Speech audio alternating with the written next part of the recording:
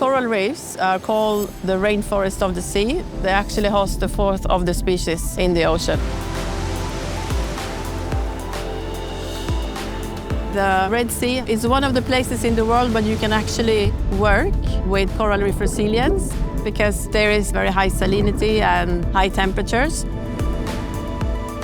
Here we can see coral spawning. It's very positive that the coral have energy to reproduce.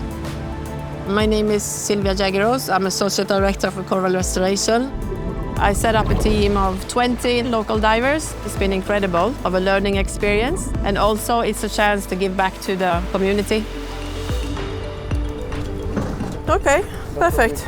Today we will continue populating the coral nursery. As you know, we have Acroporas and one species of Poraitis. Yalla bahar. We bring out juvenile corals and let them grow out. This coral is attached on a homemade cookie with a peg. Regeneration is the only sustainable way forward.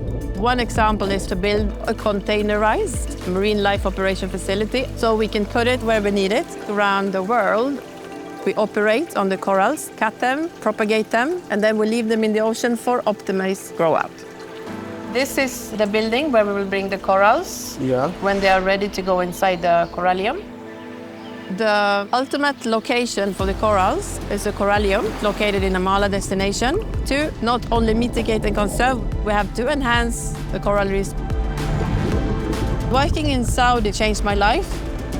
If we can give back to nature, then I think that's something that we have to do.